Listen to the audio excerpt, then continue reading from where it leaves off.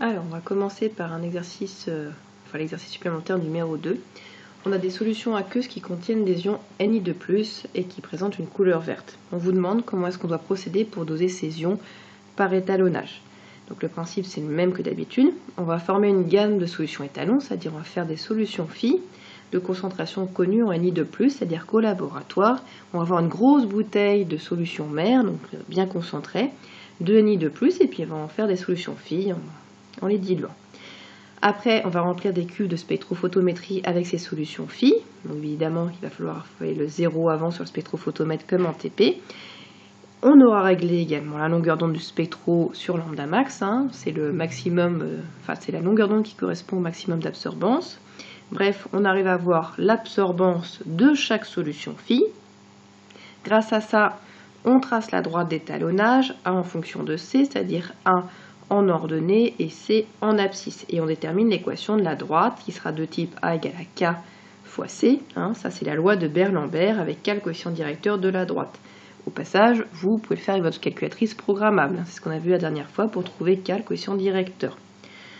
Après, on mesure l'absorbance de la solution de concentration inconnue. Donc, on la passe au spectro à la même longueur d'onde. On a la valeur d'absorbance. Et en appliquant la loi de Beer-Lambert, on peut calculer la concentration comme A égale à K fois C. On va isoler C, donc C égale à K sur A. On vient de calculer K en faisant la droite d'étalonnage et A, on vient de le déterminer.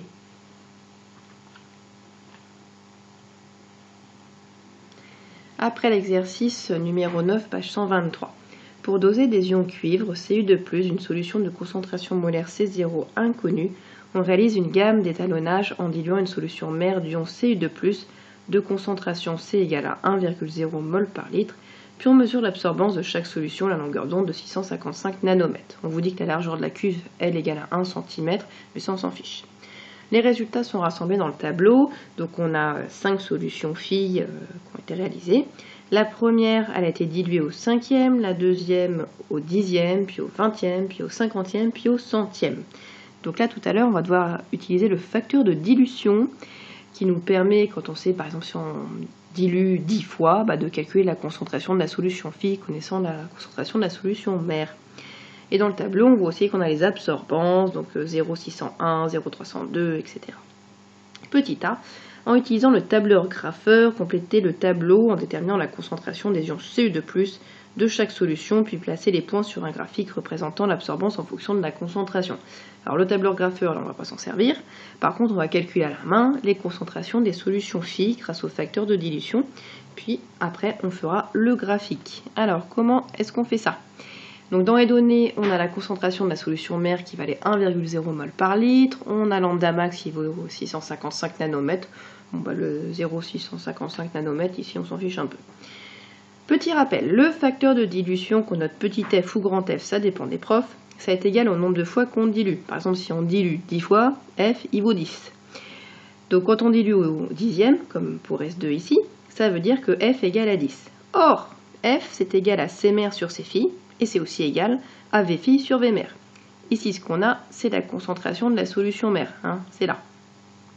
Donc du coup, on va utiliser cette relation-là. Donc je fais le calcul pour la solution S2, mais ça sera le même après pour tout, le même type pour tout le tableau. On sait que F égale à C mère sur C phi, on isole C phi c'est C mère sur le facteur de dilution. Donc on remplace C mère par sa valeur, voilà, ça fait 1,0. Le facteur de dilution ici, comme c'était au centième, au dixième, ça fait divisé par 10, et on trouve une concentration de la solution phi égale à 1,0 10-1 mol par litre. Donc j'ai mis ici. Et donc j'ai fait le même type de calcul pour toutes les solutions. Après, il fallait tracer le graphique. Donc la droite d'étalonnage, c'est-à-dire la droite A en fonction de C. Vous voyez qu'ici j'ai mis les valeurs d'absorbance, ici les valeurs de la concentration. Et petit rappel, quand vous tracez un graphique, il faut que ce soit des plus ici, pas des croix, pas des points, des plus, c'est tout.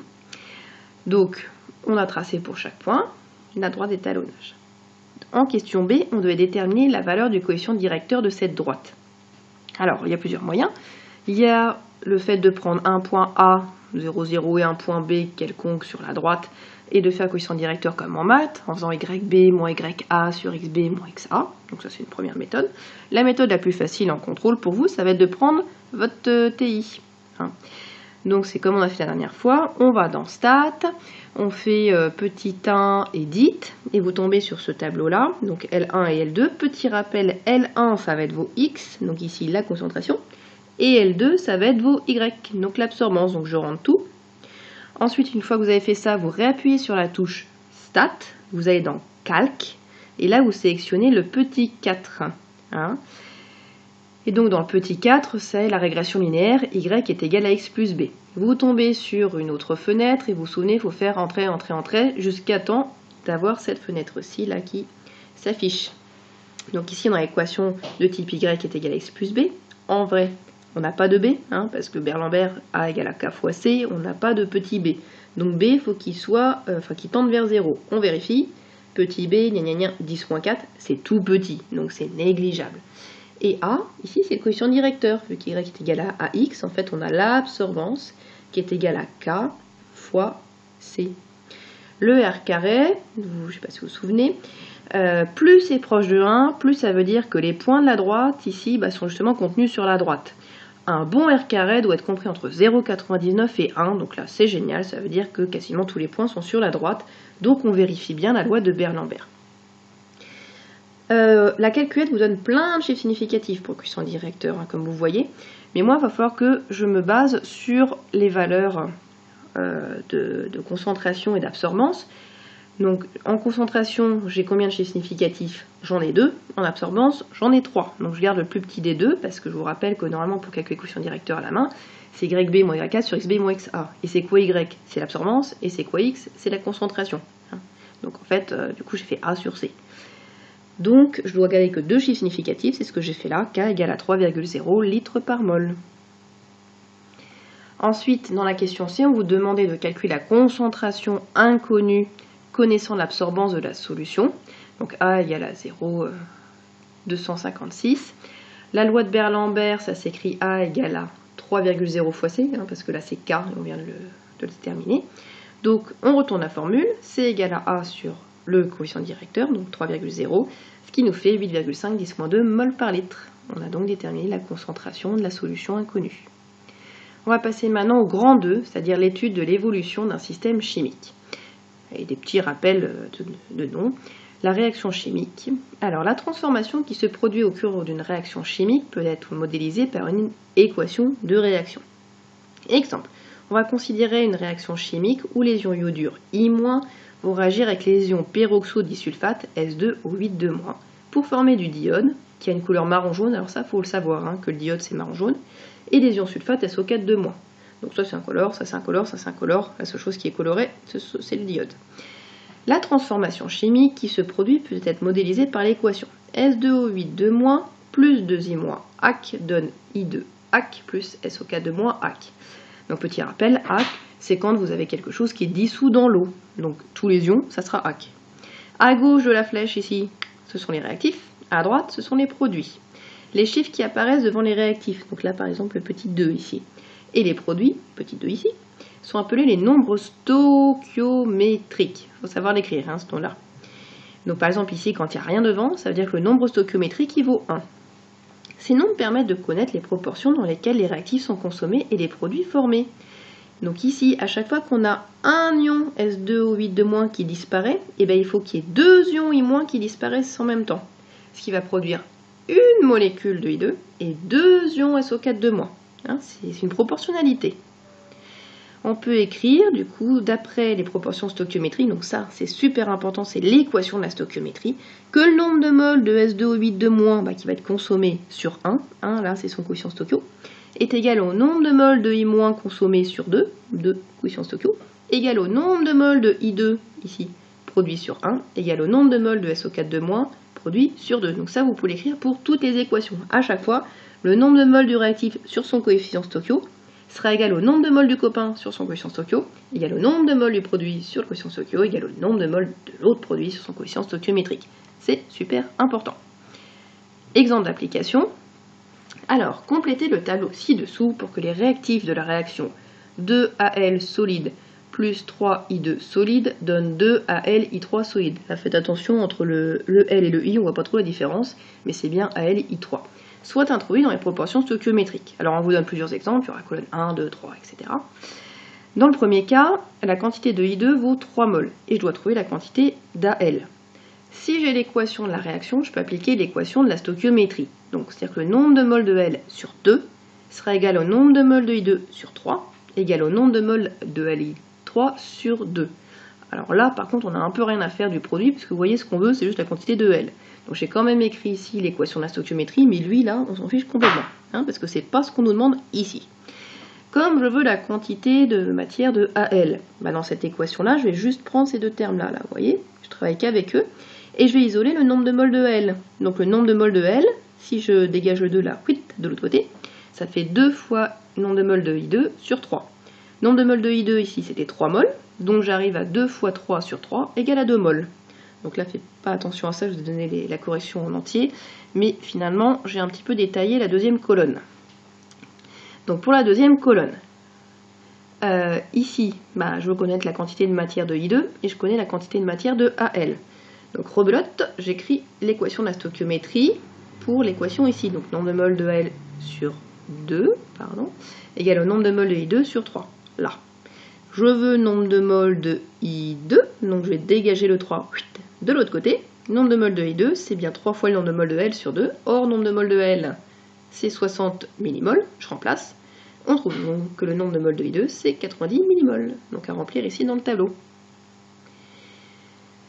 Ensuite, on me donnait que la quantité de I2, c'était 7,6 grammes. Et je devais calculer la quantité de matière de L. Alors là, manque de bol, l'équation de la stoichiométrie ne s'écrit pas avec des masses, c'est juste avec des quantités de matière. Donc le 7,6 grammes, il va falloir qu'on le transcrive en nombre de mols. Je vous rappelle la relation N égale à petit m sur grand M. Donc le nombre de mols de I2, c'est sa masse 7,6 divisé par sa masse molaire 253,8. On trouve une quantité de matière de 0,030 mols. Donc c'est comme si ici j'avais écrit 0,030 mols. J'applique l'équation de la stoichiométrie, nombre de mols de L sur 2 égale nombre de mols de I2 sur 3, l'autre on s'en fiche parce qu'on ne travaille pas avec. Je veux la quantité de AL, donc AL je l'isole, je dégage le 2 de l'autre côté. Nombre de mols de L, c'est 2 fois nombre de mols de I2 sur 3. Je remplace par la valeur que je viens de trouver, et je trouve que le nombre de mols de L, c'est 0,020 mols. Et soit on s'arrête là et on met ici 0,020 mols, soit on se dit là c'est une masse, donc j'ai calculé la masse. Donc la masse de L, c'est égal au nombre de mols de L fois la masse molaire de L, et je trouve 0,54 grammes que je remplace ici. Je ne vous fais pas celui-ci, vous le ferez tout seul, j'ai mis les résultats dans le tableau précédemment, ici. C'est exactement la même façon de faire. On va passer maintenant à quelque chose de très important, les tableaux d'avancement.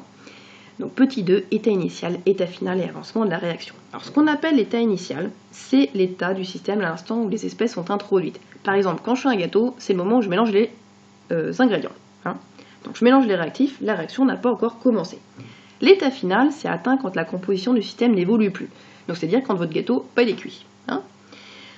Et en fait, on peut avoir un état intermédiaire. Par exemple, ici, c'est l'état initial, ici, l'état final. Vous voyez que ça a changé de couleur. Et entre les deux, j'ai une teinte intermédiaire. C'est comme quand vous prenez le couteau et que vous le plantez dans le gâteau pour voir s'il est cuit. Des fois, il ressort complètement mouillé, des fois, il est tout sec. Donc ça serait l'état intermédiaire. C'est l'état où je plante le couteau dans le gâteau pour voir s'il est cuit. Alors, si à l'état final, tous les réactifs ont été entièrement consommés, on dit que le mélange initial de réactifs est stoichiométrique. Super important. Lorsque le mélange de réactifs n'est pas stoichiométrique, le réactif qui va s'épuiser en premier et donc qui entraîne l'arrêt de la transformation, c'est appelé le réactif limitant. On dit qu'il a été introduit en défaut, ça c'est un mot de vocabulaire. Réactif limitant, on dit qu'il est en défaut. Dans le cas des autres réactifs, on dit qu'ils ont été introduits en excès, il y en a trop. Alors c'est très bizarre, c'est comme si quand on fait un gâteau, si je mets un œuf de trop, j'ai mon gâteau à la fin avec l'œuf qui est cru au-dessus. C'est-à-dire que la réaction va se faire avec les proportions de la recette, et si j'en mets en trop, le truc il ne réagit pas. Donc ça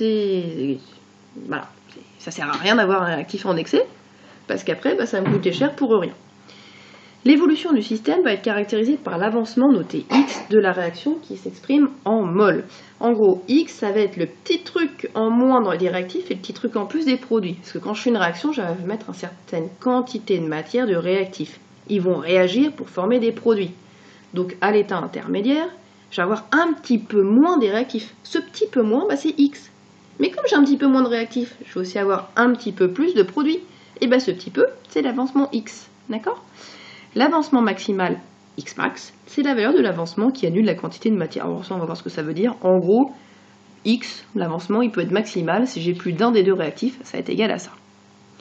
Alors, on va se faire un exemple de tableau d'avancement. Donc, je reprends l'équation précédente. S2O8 de moins plus 2I- donne I2 plus SO4 de moins. Alors, qu'est-ce que c'est que ce truc-là? Vous avez ici l'équation de la réaction. On met ici deux colonnes. État du système, avancement. Donc, l'état du système, ça peut être l'état initial quand je mélange les réactifs. L'état intermédiaire, donc celui en cours de transformation, là où je plante mon couteau dans mon gâteau. Et l'état final, donc l'état final, c'est quand votre gâteau il est cuit. X au début c'est égal à 0, c'est-à-dire que je n'ai rien qui a été consommé des réactifs. Après, à la fin, X vaut X max, ça veut dire que j'ai consommé en totalité un ou deux réactifs. Chaque case ici représente une quantité de matière. Par exemple, cette case-là, ça représente la quantité de matière de ce qu'il y a au-dessus, donc de I- à l'état intermédiaire. Ici, cette case-là, ça représente la quantité de matière de SO4 de moins à l'état final. Je refais encore une fois, cette case-là représente la quantité de matière, donc le nombre de moles, de ce qui est au-dessus, donc de S2O8 de moins, à l'état initial. Alors, application numérique. Si les quantités de matière introduites sont, donc nombre de moles initial, le I, là c'est pour initial, de S2O8 de moins égale à 1,010-3 moles. C'est-à-dire que cette case-là, elle vaut 1,010-3 moles, et que cette case-là, ici, elle vaut 5,010-3 moles. On vous demande de déterminer l'avancement maximal X max. Oh, une petite remarque, X ici, vous ne pourrez jamais déterminer. On peut juste déterminer X max. Donc vous me direz, cette ligne-là, elle ne sert à rien cette année. Effectivement, elle ne sert à rien cette année. Et faire un bilan de matière des espèces à l'état final, en gros, ça veut dire qu'est-ce qui me reste à la fin. Parce qu'à quoi ça sert un tableau d'avancement? Ça va servir à prévoir, en fonction des quantités des réactifs que je mets, la quantité de produits que j'obtiens. C'est comme si on pouvait prévoir la masse du gâteau que vous alliez former. Alors, c'est vraiment une méthode à appliquer pour calculer le Xmax et tout. Bon, là je l'ai refait au stylo le tableau parce que je trouve ça un petit peu plus pratique. Donc à l'état initial, S2O8 de moins, j'en avais 1,010-3 moles. I-, j'en avais 5,010-3. Faites gaffe, c'est pas parce qu'il y a un 2 ici qu'il faut multiplier par 2 là. Non, non, non. Au début, j'ai pas de produit de formé. Donc du coup, le nombre de moles de I2 il vaut 0 au début, et le nombre de moles de SO4 de moins, il vaut 0. Un état intermédiaire. J'aurai ce que j'ai au début, 1,010-3, moins un petit truc qui aura disparu. Et le petit truc qui a disparu, c'est X. Ici, en I-, à un état intermédiaire, j'aurai ce que j'avais au début, 5,010-3, moins un petit truc qui a disparu. Mais comme ici, j'ai un facteur 2 et là, j'ai un facteur 1, il y a 2 fois plus de trucs disparus pour I- que pour S2O8 de moins. D'où le 2X. De l'autre côté, ce qui a disparu dans les réactifs, il a été créé dans les produits. Donc I2, à un état intermédiaire, j'en ai X mol. SO4 de moins, j'en ai 2X, parce que j'ai un 2 ici. À l'état final, c'est super facile, c'est comme à l'état intermédiaire, mais je veux des X max partout. Donc ici, S2O8 de moins, son nombre de moles, c'est 1,010-3 moins X max. I-, son nombre de moles, c'est 5,010-3 moins 2X max. I2, son nombre de moles produit, c'est X max. SO4 de moins, son nombre de moles produit, c'est 2 fois X max. Et comment je détermine X max? Attention, méthode. Alors, si le premier réactif est le réactif limitant, qu'est-ce que j'aurai? S'il est limitant, ça veut dire qu'il va s'épuiser. C'est le premier, il n'y en a plus. Et son nombre de moles à la fin, ça sera égal à 0. Donc j'écris 1,010-3 moins X max égale à 0. Je résous l'équation. X max, dans ce cas-là, serait égal à 1,010-3 moles. Je fais la même avec le copain d'à côté. Si c'était I- le réactif limitant, dans ce cas, j'aurais son nombre de moles à la fin qui vaut 0. Donc c'est 1,010-3 moins 2X max égale à 0. J'isole. Ça fait X max égale à 2,5 10-3 moles. Et là, la règle, c'est de prendre le plus petit des deux. Alors, le plus petit des deux, c'est lui. X max égale à 1,010-3 moles. Donc là, paf, celui qui présente le plus petit X max, c'est le réactif limitant. Donc S2O8 de moins, c'est le réactif limitant, c'est celui où j'en ai mis le moins, donc tout se fait par rapport à lui. Donc, ça veut dire que I-, il sera en excès, il va en rester, et ça sert à rien. X max est donc égal à 1,010-3 moles. À l'état final, je vais faire un bilan, c'est-à-dire j'ai calculé le nombre de moles là, ce que ça vaut. Alors pour les produits, c'est facile, le nombre de moles de I2, il vaut X max, donc il vaut 1,010-3 moles, là. SO4 de moins, son nombre de moles, il vaut 2x max, donc 2 fois 1,010 moins 3 moles. Là. Ici, j'en ai plus, donc le nombre de moles de S2O8 de moins à la fin, c'est 0 mol. Et enfin, pour I-, son nombre de moles, c'est 5,010 moins 3 moins 2x max. Donc 5,010 moins 3 moins 2 fois 1,010 moins 3, ça fait 3,010 moins 3 mol.